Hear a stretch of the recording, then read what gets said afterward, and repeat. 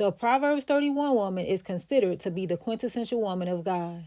And in this series, I want to explore how each of us can become more like her.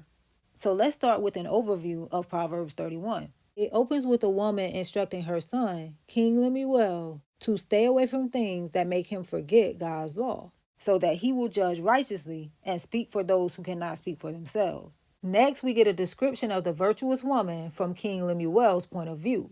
The Hebrew word here is chayil, meaning strength, valor, wealth, and capability. And she is valued above rubies, being so rare. Her husband trusts her so that he has no need of spoil. So she is faithful, and she is also efficient, providing the things that he would have otherwise gotten in war. She will do him good, not evil, all the days of her life. So as his helper, she seeks his benefit. She seeks wool and flax and works willingly with her hands so she can sew. Now, if you are like me, you don't sew. But whatever talent God has given you or whatever skill you have acquired, that use to your advantage.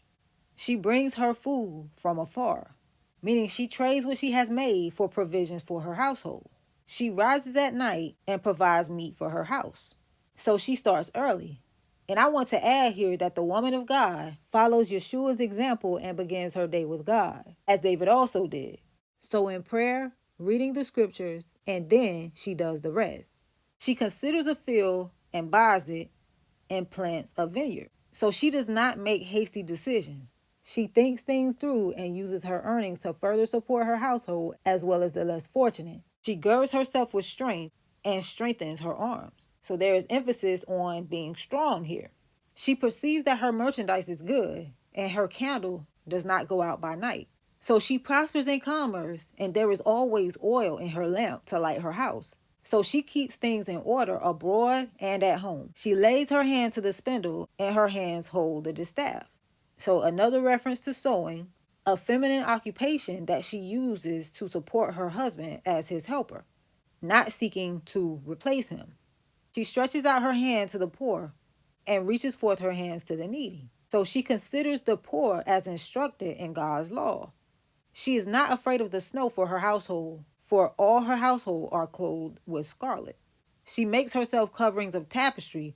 Her clothing is silk and purple. Now, scarlet is a royal color, suggestive of fire. So she and her house are regal, warm, and filled with the Holy Spirit in all seasons. Her husband is known in the gates when he sitteth among the elders of the land. So this seems to suggest that through her influence and her commerce, her husband sits among the elders. So he is looked upon favorably and respected because of how she carries herself. She maketh fine linen and selleth it, and delivers girdles unto the merchant. So another reference to employment, meaning this woman is not idle. Strength and honor are her clothing, and she shall rejoice in time to come. So she will reap the fruits of her labor. She openeth her mouth with wisdom, and in her tongue is the law of kindness. The law of kindness is chesed, meaning loving kindness, mercy, steadfast love, loyalty, faithfulness, and goodness.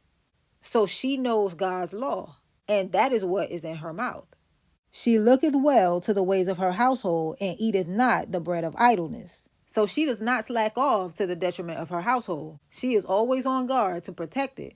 Her children rise up and call her blessed. Her husband also, and he praises her. Many daughters have done virtuously, but thou excellest them all. Favor is deceitful, and beauty is vain, but a woman who fears Yahuwah, she shall be praised. Give her of the fruit of her hands, and let her own works praise her in the gates. So her family recognizes her good works, all which are done because she fears Yahuwah. Her works glorify her Father in heaven, and they will speak for her in the end. So because the Proverbs 31 woman is faithful to God and to her husband, she is a positive influence on her household and extending beyond that into her entire community, and even to the merchants who eat the fruits of her labor. She is prosperous in her labors and royalty, being a daughter of Yahuwah, the great king. Through her fear of Yahuwah and understanding of his law, she knows her role and excels in it. So what exactly is the role of the Proverbs 31 woman?